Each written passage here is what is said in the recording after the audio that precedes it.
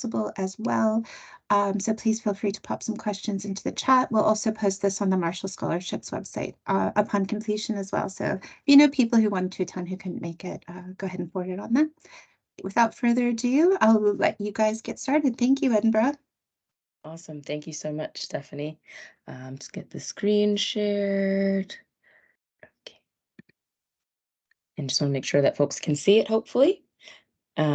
Just get a yes from anyone. Yeah. Just perfect. Looks Awesome. great to me.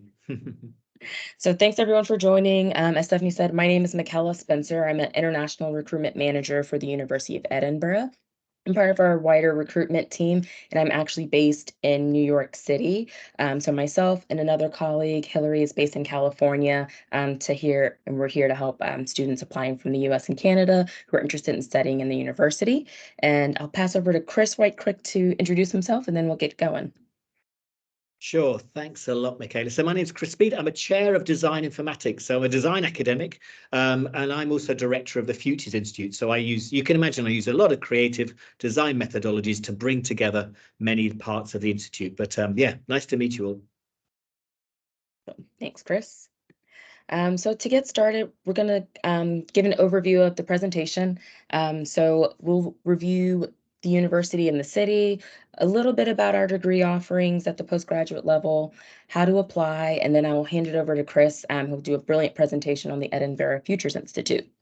And then we'll follow that up with a Q&A so we can hopefully answer as many questions as possible that you may have. So hopefully some of you have been to Scotland. I see we saw some alums, so I know at least one of you has been. But if you haven't been, Scotland is one of 4 countries which make up the United Kingdom. The population is about 5.4 million people, which is about 8.5% of the UK population. As it's its own country, it has its own parliament and education system as well. Edinburgh itself is the capital city of Scotland. It's a great city. I can't talk about it enough. It's very friendly. It's very welcoming. People will help you out if you're having any issues or questions. They're happy to show you around. Population of the city is about 525,000. So it's not actually the biggest city in Scotland, although it is the capital. Students are very welcome there, as students make up about 15% of the population of the city. It's very easy to get around, very compact, very walkable. There's reliable public transportation, so no issue with getting around the city, Scotland, or the UK. So the university itself is historic and prestigious. We were founded in 1583, and we are one of Scotland's largest universities. We have over 45,000 students coming from over 160 countries. And international students make up about 1/3 of the student population. We are a top destination in the UK for US and Canadian students, so you'll have no issue finding North Americans if you come join us, but also if you don't want to hang out with the North Americans, you can easily do that as well. The university is not a campus-based institution, so we are kind of spread out in the city. So there are 4 main campus locations: the central area, King's Building, Little France, and Easterbush. And Chris can do a little talking as to where Edinburgh Futures Institute is located. It's very easy to walk and cycle between locations or take the bus if you'd like. There's also 24-hour campus security, but having said that, it is a very safe city to live. So we offer postgraduate degrees, as you know. We have taught and research degrees. Apologies if you hear the train in the background. I'm in New York and it goes right by. Hopefully it's not too loud. But we have taught degrees and research degrees. Our taught degrees are intensive 12-month programs for the most part. So you'll typically do 2 weeks of 2 10-week semesters. And then in the summer, you'll write your dissertation. If you do our research degrees, those you will start doing research immediately typically, and you'll manage a project in collaboration with 1 or more supervisors. These are very independent in nature, unstructured, and require a bit of dedication.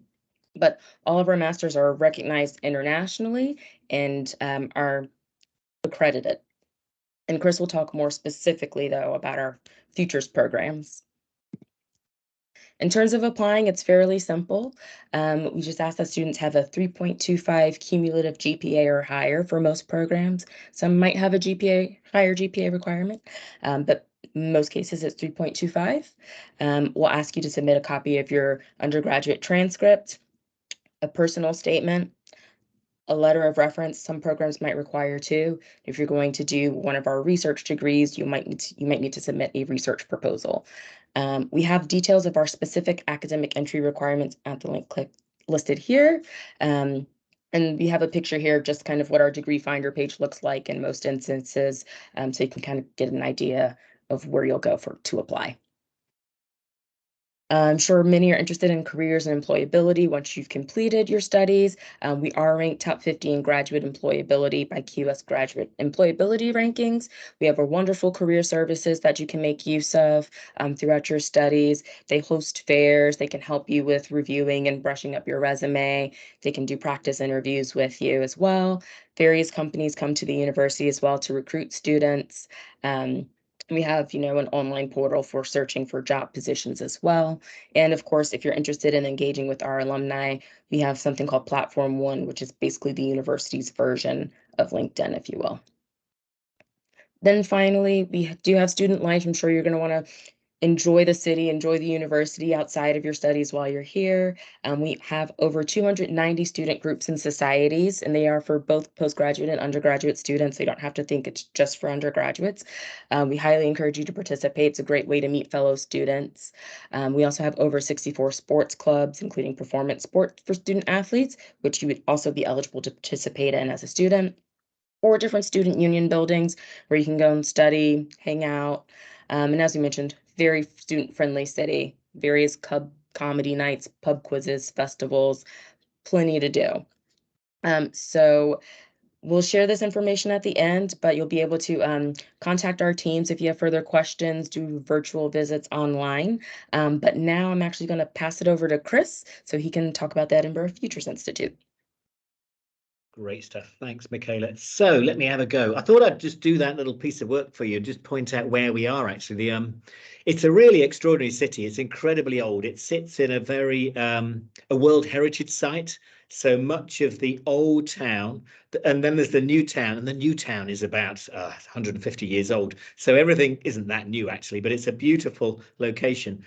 Much of the university in the middle is really around this area. So if you were looking at Edinburgh, you'd see George Square Gardens, you'd find economics, business, the College of Art is down here, which is part of the university, and right in the middle is the conversion of the old hospital. And you can see this is a couple of years old, but this is the Edinburgh Futures Institute. So just for a sense of locality, you're right in the middle of a very old, beautiful city. And you can see the central train station there, central shops, and yeah, it's a pretty small place, and it's got a volcano in it. I mean, who does that, right? Who puts a volcano in an old city? Right, let me jump to my deck here. I've gone too far. So yeah, my name's Chris. I'm a design academic, but I'm director of the Futures Institute, and I wanted to tell you a little bit about it. I've left the crane in the shot here because we're about to convert. Well, we're converting this old 18th century, 19th century, depending on which date you start with, hospital. And it's the most beautiful site. We're converting it. You can see some of the new stone and some of the old stone, but I'll get into the building a little bit later. Let me tell you about some of the ideas. Really, in terms of a background, Edinburgh University has got brilliant schools, from physics to anthropology, through the College of Art to business. It's exceptional, truly exceptional. And we're in the top 20 in the world within as being one of these institutes. But when you ask Edinburgh to do things interdisciplinary, you turn to us. We're a place that really has been invented. We're only a couple of years old, but we want to do an enormous amount to really address the big multidisciplinary, interdisciplinary challenges that you and I face, whether it's climate, social unrest, democracy. It needs multiple schools, multiple minds to really address the future. So when we think about embracing it, we're embracing new ways of thinking. We want an education that shapes a different way of doing things. So we're wholly radical. And what I'm about to show you, I think, breaks boundaries internationally. We expect people to apply to be incredibly ambitious. research-led in your thinking, that you maybe bring challenges for the future to the problems, to the opportunities. And we want to focus and work with people on what futures might be. Are they preposterous futures? Are they possible futures? Or are they just plausible? Or have we got bigger problems that they're implausible? So help us think about those futures. And much of it is about collaborating. It might be, you see, we don't really have liberal arts in the UK. You might be very used to liberal arts. We don't do that very well. So we've programmed something here which is close to liberal arts and really encourages people to bump into lawyers, informaticians, moral philosophers, creative designers like me. So it really wants to be a place where challenge, creating and making change can happen. On the outside of this old hospital in Latin is patent omnibus, which is a phrase that speaks to open to all. Now, in the old days, open to all would have been, of course, a way to bring everybody in to a hospital to look after you. But we really like the motto, and we're very, very keen to make sure that when you come into our building, you will be meeting everybody. Actually, the building won't have security on parts of it, which means the public can walk in, which is a real step change for Edinburgh. We want more people, more walks of life, more diversity, including robots and dogs as well. I mean, why not? Let's get in everyone, because it wants to be a beacon for the whole of Scotland and the UK, possibly Europe, where we really want to challenge futures. Now, Oxford and Cambridge are playing catch up. We don't know anywhere has got this, right? So do Google, you'll see futures institutes, but a genuine place and a space is a real breakthrough for Edinburgh. It's incredibly forward thinking for an old city. When I think and describe the Futures Institute, I tend to think of a futures donut, and you might be aware of donut economics, but my donut is slightly different. What I want to do is, and what we're doing is, we're asking everybody to lean in or to place yourselves inside the middle of this donut. And this donut is a space, it's a thinking space in which interdisciplinarity is guaranteed. Collaboration is a must, in which experimentation, digital innovation, working together, what we call co-creation, with lots of training and support. We'll upskill you in data thinking, digital thinking, even design thinking, thinking about entrepreneurship, where you might go to as a young entrepreneur thinking about a startup. We've got a few people who already run startups, actually from New York, leaning in and running the program. Cultural heritage, of course, we're fascinated in histories as well as futures. And of course, from my perspective, you're going to need creativity and imagination. But what the donut does as an organization, it allows me to bring schools in. So all of these different circles here represent 21 schools in Edinburgh that are leaning in to offer what they do. Now, I might say that's the law school. So, hey, if you want to go to do law, stay in the law school. But if a part of you wants to think about the implications of law, whether it's GDPR, whether it's the implications of law upon AI, then we've asked the law school to lean in and offer some of the modules. So the law school lean in. Now, as I suggest, 21 schools across Edinburgh are leaning in to offer us the curriculum I'm about to show you. So it's quite extraordinary in the context of interdisciplinarity. But on the outside, I'm also expecting partners to lean in, whether that's consultants like Deloitte all the way through to Police Scotland. They lean in because they too, like you, want to move with change. So you get this fantastic moment when the schools move in and lean in. We've got financial organizations lean in, even aspects of government all want to lean in to find out how to design futures. And it's in this moment, this opportunity between the outside and the inside of the university, where we think we have the most extraordinary excitement. And this is all taking place in that building, but also through quite a radical online experience. So the schools that are leaning in, ironically, I say 21, but I think I've only put 18 here, which is a bit cheeky. But you can imagine what happens when you pursue a curriculum that allows you to bump into people from classics, archaeology, all the way through to law, philosophy, physics, and through to informatics. So we're really hoping that you drive. Now, we're not truly liberal arts because we do have a series of programs. So when I look at the programs, we started a couple of programs a few years ago around finance, technology, policy, leading major programs. But the big ones that we get very excited about, where we really start seeing the futures thinking, are the ones we started in September: creative industries, data inequality in society, education futures, future governance, service management and design, narrative futures, art, data and society. And we've got 150 students all studying those at the moment. So about 25 to 30. Classes are quite small. But this September, and we're encouraging you to apply, data ethics, sustainable lands and cities, circular economy and planetary health. They complement those 6, giving us 10 simultaneous pathways through the master's programs. Each one is an MSc in its own right. Looking forward to next year, this is 2024, sustainable infrastructure, digital cultural heritage, international child protection, and intersectional design futures. And again, you can imagine the types, all of these are multidisciplinary, right? They're all demanding different perspectives on big global challenges. We're also launching this year, so in September, we have the undergraduate program as well. So that's just an honours program for people as well. Jumping into some of these things then, I'm not going to spend too long in doing these because I want to show you some of the building and some of the radical ways of thinking. But new to the programme is circular economy, so thinking through ways of researching and acting according to climate change. You're probably aware that circular economy is critical to move away from carbon-based economies, which tend to all up in a landfill. Let's think about how circular we could be. Is your iPhone, your Android circular? Probably not. How do we begin to live within our means and think about circularity?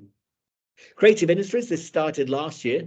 So really, I mean, look, I'm from the creative industries. I think these are core to culture. If we don't have vibrant creative industries, then we don't have Netflix, we don't have life, we don't have theatre. But understanding how those businesses work, you may be interested in leaning in to understand how you become a better director. If you want to lead festivals in the future, what does it mean to understand the cultural and creative industries, particularly through the lens of data? Now, speaking of data and artificial intelligence, you will all be acutely aware of the impact that ChatGPT is having on the world. I use Midjourney for image generation, but there's huge ethical challenges, and Edinburgh is leading the way with developing research and technologies. We were second only to Stanford to stand up the first artificial intelligence course 60 years ago. It's the 60th year of delivering AI in Edinburgh. So we're really ahead of this. But ethics is vital. So again, you might want to think about what lens. Is it ethical, legal, policy? Is it design that allows you to get involved in being ready for delivering an ethical AI future? Data inequality in society is much more delivered from as opposed to moral philosophy and informatics, this is also from our friends in social political sciences. What are the implications of a data-driven society? How will it divide? Will it open opportunities? Will it sort out equalities? Or is it more likely to exacerbate inequalities? What are those things that we need to know to prevent businesses becoming unfair, unjust? What do you do when you lean in to think about understanding how you develop an ethical, again, data inequality approach to society? We know it's dividing a whole parts of industry, economy. Education futures. So this is very, very existential for us, really. We're asking questions about what does education look like in the near future. If we tear it apart, we know some of you are learning through web platforms. You might be learning from TikTok. You might be learning from YouTube. What happens to universities? What happens to all of the schools when we really start thinking that data systems are going to start challenging and transforming what we know about the world? This is particularly for leaders who we know will have to take on board leadership in all of these schools, universities. What will you need to know? How will you get yourselves ready? Future governance is changing completely. Technology and data is radically transforming what we know to be democracy, but also how we govern all of these systems. You'll have seen, well, since your own elections 8 years ago or 6 years ago, huge transformations. The UK, Brexit, they're all problems, all challenges that need addressing. So we have great teams from the law school, from social political sciences, again, all asking questions of what's the implication for the future of democracy if we assume that all governments are going to have big data now to start understanding how they navigate and move toward a very challenging governance problem. Narrative futures, art, data and society. Well, I love this idea, this initial start that all of the world, all of the world we can understand through narrative. Storytelling is everything that we bring to the world, isn't it? I mean, this is how we live to exist, storytelling through, whether we do it through museums, classrooms, through web platforms, it's all storytelling. So we have a terrific team based in literature who take you on a journey from game design all the way through to understanding storytelling itself in its purest form, in the hands of creatives, but particularly understanding how data is changing storytelling. What happens when the AI starts producing the next award-winning books? What do we do more than human storytelling?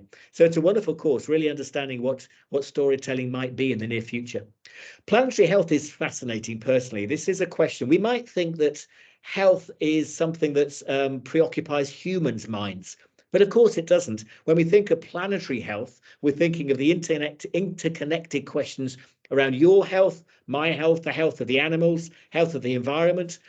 Farming is part of all this. And in the end, we lean into colleagues in the vet school, the humanities, and also engineering, because planetary health isn't just about our health, it really is everything. And you can imagine if we break down parts of the environment, social or environmental, we break down huge food chains, massive implications. So yeah, planetary health is new this September and really fascinating, big lens to understand what we mean by health. This started last year. I was involved in the design of some of this. Is service management and design. As a creative, I know that design has changed its way it thinks about. Design thinking has, I think, opened up completely different ways to solve problems. In this particular context, we're interested in the way that service management for government, local government, but also consultancy is informed both by management and design thinking. Sustainable lands and cities, another new one. This brings about much more the implications, ecological implications of the cities, urban experiences, but also the land around it. We can't really refute the idea that the land and the ecology of the grounds, of the geography of the spaces, is informing the urban experience. And what's the relationship between the two? How do we build resilient and sustainable environments across lands and cities? So those are the 10 programs I wanted to present. Those are available for September. I wanted to give you an insight into the program design, though. So when you come to Edinburgh and the Futures Institute, you actually, and this is the whole year. So when you travel through the year, you may well be joining one of these programs. You've got multiple pathways here, but you might stay in one and you'll have a program core. So the program director, whether it's Jen in Education Futures or Tony in Circular Economy, they'll have designed specific modules, courses for you, small ones, and you'll take those to orientate yourselves. But actually, EFI is very keen that we introduce you to working interdisciplinarily, working with data. We want you to be data literate, and we also want you to think about using ethical data in particular ways. And then we let you do the liberal arts piece. So if I show you a pathway, you may well start here, and then you'll come into the EFI core. And then, hey, you may be working with colleagues in philosophy, informatics, creativity, all the way across. So again, you can see how you open up your learning. Along the side, we try to avoid the idea of a capstone. We do have a big project at the end, but actually it grows through the year. So it's not so challenging. Your summers aren't entirely ruined by writing a single dissertation. We're very keen that you grow into your challenge all the way through the year. So I hope that diagram helps on structure. Now, the way we teach is also with online and offline. So we're very keen. We call this Fusion. Fusion is a way of beginning to help people online around the world lean in and take part in education that takes place on campus. And we hope for a 50-50 split. I'm going to show you a more complicated diagram here. This is my snapshot. I dropped into a storytelling fusion session. So here you've got people online. You've got people around these desks. If I give you clues to what's happening technically, you can see we have the large screen in the room. Of course, that's beamed online into a team space. But we also have students online. And all those students are organized in quite intimate ways with cameras on and microphones on the tables. So when you work in small groups, you really feel that you're with a local group. Over here, this person will feel like he's got some people over here. You've got an in-person tutor, an online tutor, and lots of cameras to make it feel like it's one space. Of course, every student has their own device, so they're able to move around this. And the students more recently have been talking about a fusion experience in a very unusual way, that it really allows them to drop in online or learn. And it's quite unusual. I think it's absolutely wonderful. It changes the way you can drop in person or remain online. It's not as simple as this, trust me. Just a brief clue then. We also teach some of our courses in 2 days. And I'll say that again, because normally Edinburgh has an 11-week semester, and you can see the shared core takes place on all the Wednesdays. So every week or every 2 weeks, you can expect something in the core. But actually, many of the electives, as I say, are compressed into 2 solid days, which means you have a very different type of experience. And it might mean that you meet professionals on these electives. So it's a slightly different curriculum. Our idea is that we think that learning, staying with a subject can be really intensive rather than just letting it pursue. You could imagine if we tried to have all the courses, all the modules at the same time, it might be too much. So we like these intensive moments. You're surrounded by brilliant scholars, brilliant research scholars. We have centres in Techno-Moral Futures. You could Google Shannon Valor and you'll find her history at Google, but you'll also see a terrific work she's been doing in Edinburgh. The Centre for Future Infrastructure, Digital Influence Intelligence Lab, and also the work supported by UNICEF around the Data Children Collaborative. So in the same building, you're going to get these research centres, these scholars. We're also in the middle of a tech ecosystem. So I have lots of pals down at Codebase, which is Europe's fastest growing incubator. We have the Tech Scaler collaboration, the Bayes Centre. There's us in the middle of all of this. Out at King's, you've got all the physicists, and you have the bio quarter a bit further. So we're right in the middle of a tech ecosystem, folks. Partnerships, well, many people will be coming into the building, not just researchers, but also UNICEF, but also people at Aberdeen. Aberdeen are a very large investment organisation, and they're funding some of the work inside the building themselves. So you'll bump into entrepreneurs, you'll bump into long-term consultants, again, trying to increase the likelihood that you're not kept in a university, but your challenges are co-created with people in the world. Now, just as I begin to close off then, just some pictures. I'm a very social guy. I want you to be connected and attending some of the best events. We run superb events. This is looking at AI. We have scholars from Hong Kong through America, all the way down to different parts of the UK, and always we've delivered the most extraordinary events program. This is a dancer working with a robot octopus type thing. And we want you to collide the most extraordinary creative events with some brilliant scholars across different disciplines. And we have some wonderful facilities, whether it's through dance, conversation, whether it's through book insights. Gaia Vince here, who's a renowned, she writes on concepts of the nomad century. They're all in conversation. Again, sometimes we do this off-site. This is at the local theatre, a renowned theatre in Edinburgh. All the time trying to bring you in to conversations. This took place last week. This is an actor, and she's looking into a camera, and the camera is actually linked up to an AI device, which is telling her back her emotions. So we have performance all the time, trying to test the boundaries of these technologies. Now, I've left the QR code on the screen. If you want to quickly take a snapshot, please do, because there's some of these things that are taking place tonight. This will link you through to the events overview, and many of the things we do stream. So if you wanted to drop in tonight, in just 25 minutes, actually, you could jump in and listen to some of the techno-moral conversations that are taking place. And trust me, it's some of the best scholars around philosophy and informatics and AI. I just thought I'd show you the building because it's the most extraordinary heritage project. It's absolutely stunning. You can see that the new stone, this was an old hospital that was left in complete disrepair. The city nearly lost the building, but the university decided to jump in and buy it. And we're probably the best custodians of it to look after it. I think what's fascinating is you get this history and these flashes of future.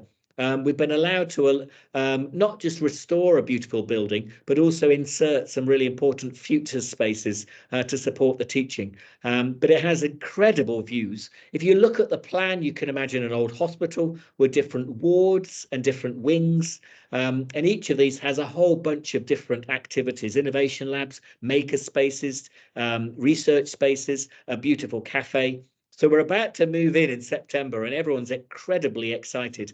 There's a lot of work still to be done, but these were shot in October. So we've got a little, these are much more improved now. The wards, well, they look like hospital wards, but they'll turn into the most exciting research and teaching spaces for you as well. So we're really proud of the history and the future. And you've got these great moments of looking back, but also jumping forward in time as well. So that's just a few of the shots of the building. We were lucky enough last week to take down the hoardings, the barriers. So suddenly you won't care. But for us who live in Edinburgh, we've just taken away this and revealed the building to the rest of the public. So we're just starting to see this thing open up now, and it opens up for students in September. So thank you very much. That was my slides, and I think I just about stuck to the schedule, Michaela, but I did cover a lot there. I hope it helps folk, and I think we open to questions. Is that the idea now, Michaela? Yep, time for question and answer. So this is that awkward moment. So hopefully you've been preparing questions. So if there's any thoughts, do jump in. I'm sure we both talk too fast, but it's how we like to roll, isn't it, Michaela? Yeah. Hiya, Stephanie. Did that make sense to you? Oh, good. So who's going to put their hand up? Who's going to first to break the ice? Oh, here we go. It's Elizabeth Dudley. The upcoming programs in Elizabeth sound really neat. Are there any descriptions accessible online? Yeah, if you just look above, actually, Siobhan, my colleague, has posted the events list. So if you click on there, you can jump in and have a look at those events. Now, you should, when you jump to that page, it'll give you the other events in the season. But if you scroll to the bottom, you'll see all the previous ones, which actually went all the way back in the past as well. So you could just get a taste of what they were like as well. So yeah, they've been terrific, actually, particularly interested in the interdisciplinary design futures. Yeah, I think design, you can tell I'm a designer, and I do think the way we bring things together is all part of design. So let me know if I can answer any specific questions. The intersectional design futures is slated for a little bit later, 25. So that's a few years to come yet, I'm afraid, Elizabeth. But yeah, it's terrific. Looking forward to September. And there's Kaylin. Thank you for the presentation. Do the MScs such as environmental protection and management offer related internships during the semester? So I think you're looking at slightly different MScs there. The ones that we offer, I think in the context of environment are, let's think, lands and cities, let's think circular economy, and planetary health. But Kaylin, they'll speak when you get to Edinburgh. What we're looking at the moment is trying to find out the connections between different degree programs. So I've no doubt you'll get a chance to bump into people studying environmental protection and management. I think they probably do offer internships. We don't have too much time for internships within our model. Having said that, when we want you to design your master's project, we want you to do it with partners. So we've got a whole team who are working with partners, which could be commercial, private partners, they might be local government, to write projects. So they have a project bank, and those project banks may well have internship opportunities with them. In truth, internships depend on how fast you want to do the programs. You can do the program over 3 years part-time, or you can do it in 1 year. If you do it in 1 year, it's a bit tougher to squeeze an internship in, to be honest. But if you're studying it part-time, there may well be time for internships. I hope that helps. We've only been doing this since September, so some of your questions are quite mature. They expect, yeah, we're just getting started. I hope so. Thanks, Kaylin. What are the other questions, Michaela, people might ask? I'm trying to think. Oh yeah, and we didn't really cover that, did I, Siobhan? So the new building opens at the end of the summer, so September. So our first cohort comes in to the building. The students who've been on campus since last September have had to cope with, it's been okay. We've converted a series of suites across the campus, but it's not quite the same. The building was really delayed through COVID, and it's been pretty tricky. But we've had we open in September, so everyone's terribly excited about getting into this old building. So the contractors are working day and night now, but it's been, really exciting.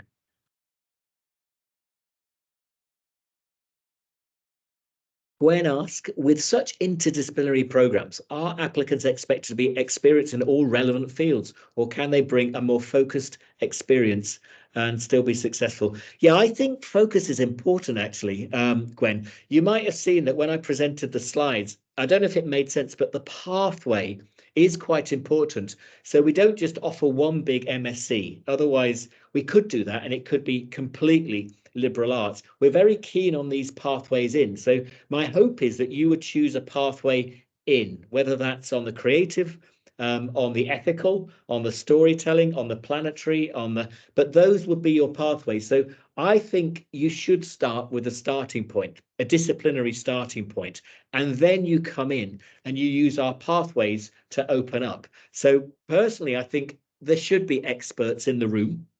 And we need them. We need you to take part. So I don't know whether you want to declare your disciplinary expertise, but I think it does help, because that's when you get collaboration, right? You get a lawyer meeting and working with a designer. You get a designer working with an informatician.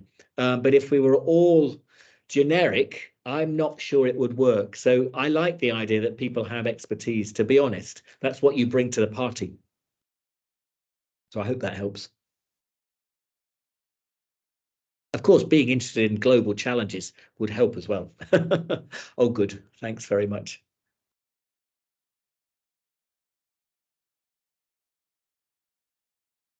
Let us know if we can tell you more about Edinburgh as well. It's an extraordinary place. It's small, but it's so walkable.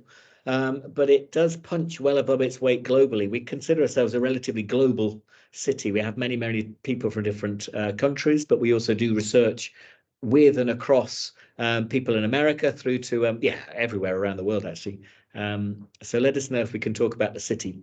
It's quite rare, I think, as a city, isn't it, Michaela? It's not your standard British city. It's an extraordinary place. What else can we help with? What else is curious for you? And it's also, I was just going to say, it's also a capital city too, which is quite cool.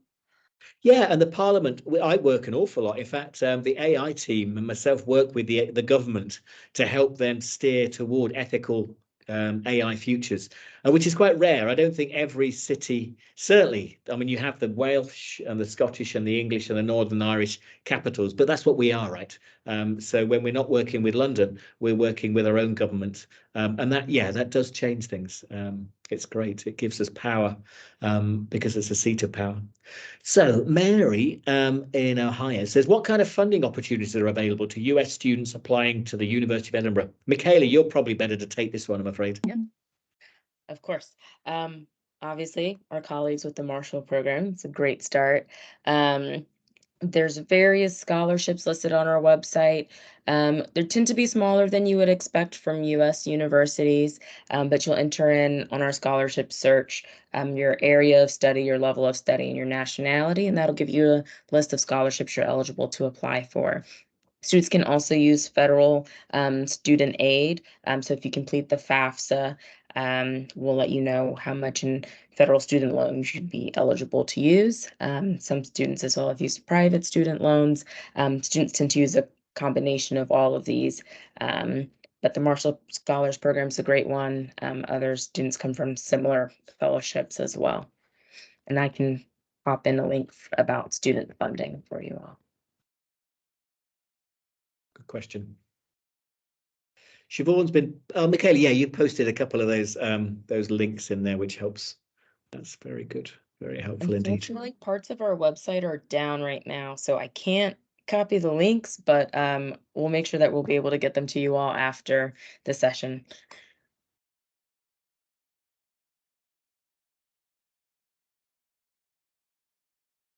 I don't know. I mean, I don't know.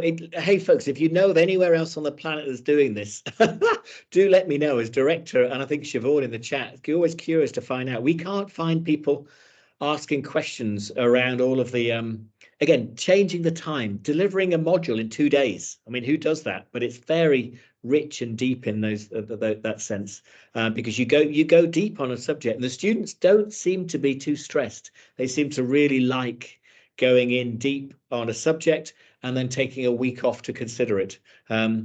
It's fair to say that prior to those 2 days, we do have a couple of weeks of pre-reading, podcasts or video or essays to read.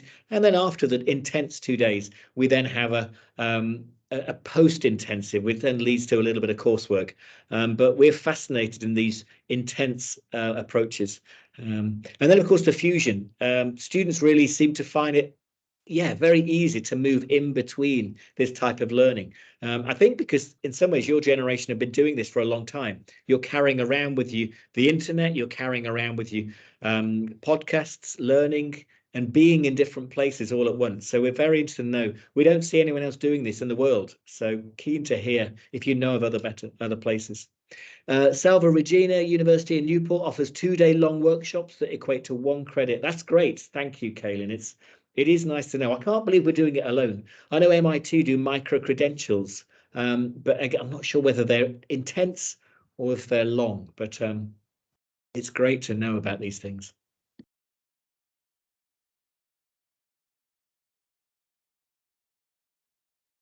What else can we help you with? Of course, Edinburgh's a link to Europe. I know lots of my students from different parts of the world have enjoyed a year in Edinburgh because it gets them. We've got a great airport. It's a big airport, and it takes them straight to Paris, Amsterdam, and through. So it's also that I'm hoping that you'll bump into people and you'll find relationships of all kinds that let you move into Europe as well, because there's a great gateway to different cultures. And it's a great, you can imagine where it is in the world as a stopping point. And that's very popular for our many students. Good question from Mary. What kind of guidance do students receive in choosing their courses?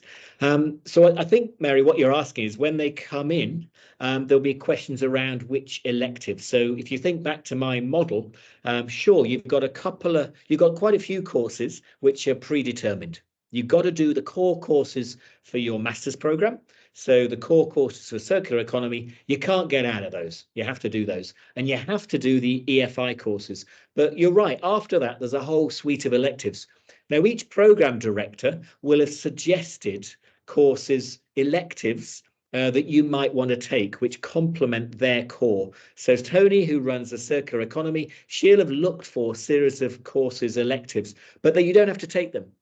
So then you get to talk to, and what we do is we have a course fair, which allows you to meet different course leaders, module leaders, and you could begin talking. Now, of course, in the EFI core courses, you'll have bumped into many, many other students from different programs. So we're also hoping that we socialize and they socialize the options. So listen, I'll repeat that. So you have your program director who can advise which electives are useful to you. You have other students from other courses. So if you want to come in and do more service design, you'll be able to socialize it on the ground. But you also get your cohort leads. So these are special nominated people who also can help you look at those different electives. And of course, I guess you've got online as well. Usually, we assume that you have a level of agency autonomy, and it might be that halfway through the year, you're pinging different people, maybe even in Freshers Week, you're starting to approach course leaders and you can begin asking them. And everyone in Edinburgh is very open to being asked, hey, should I be doing your course? What's the type of balance of coursework or exams? We don't have exams in EFI. But if you want to study outside, that might be a possibility. So I think there's a lot of guidance. But I suppose the other thing is that if you're doing it part-time, some people, North Americans, choose to do it over 3 years. And you may well find that other students in other years can tell you how the different courses were. So I think there's a fair bit of guidance, but I think it's pretty good. We like to think you're cared for anyway. Again, classes are quite small, 25 people. So we want to make sure the fit is right for you.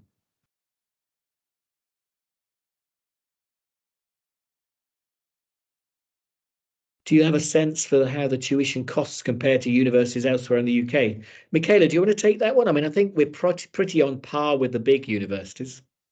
Yeah, I'm not familiar with the tuition cost for our competitor universities, unfortunately. But I can send over the link to our tuition costs for international students as they vary by student. I think we're pretty on par. I mean, we're a big university, top 20 global universities. So I think we're going to compete, to be honest, Gwen, with UCL London, Oxford, Cambridge, Warwick, all of those big names you're going to find. So I think whether that's good or bad, we're going to be competitive with the big, what we call Russell Group, which is similar to Ivy League. We're similar to those. Possibly cheaper than some of the Ivy League, I might say, but competitive in the UK, certainly. So I've just popped in the link to the Edinburgh Futures Institute's tuition fees for the current year. So you can see what it is for a full-time MSc as an international student. Right now it's £27,100. Then it's broken down by part-time, full-time. I've just noticed Stephanie said that a polite heads up, Marshall would expect selected scholars to actually complete their program within the 1 or 2 year duration. So I know we do offer up to 3, possibly longer, but it's good to point out. Thank you for that, Stephanie. Yeah, so just to explain that, so if you're enrolling on a 1-year Marshall program, the expectation is that you would complete a program within 1 year. If you're enrolling on a 2-year Marshall, that can be sort of 2 1-year programs, 2 research, or 2 years for a research program in some universities, etc. So just to be quite transparent about that. Right. Are there any more questions out there? Any further points? Lovely. Well, we'll sort of leave it there then, shall we, lads? Is there anything further that you wanted to add in, or? No, but if you've got time, do go to the I think right up in the chat you'll see Siobhan put in the event that's about to start. So if you really want more, all I can do is encourage you to jump on that link, because it will take you to a really smart conversation tonight if you want to taste. It's quite rare, quite coincidental. We didn't plan it this way, but it's a brilliant event. Awesome. And if you have any further questions after this session, I've put in the email address. They look generic, but they do actually come to us. So the USA inquiries questions will come to myself and my 2 teammates, 2 of us based here in the States and 1 in Scotland. And then I've also put up the EFI student inquiries email address as well. So if you have any questions specific to EFI, please contact the EFI address.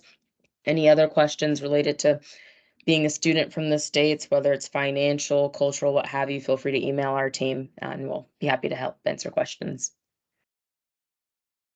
Well, thank you guys very, very much. You represent a fantastic institution, and it's great to learn more about the cutting edge work taking place on campus. So thank you for that. Right, we'll leave it there then, lads. Thanks very much for your time and attention today, and we wish you all the best moving forward. Thanks, everyone. Thanks, everyone. Bye. Cheers. Bye.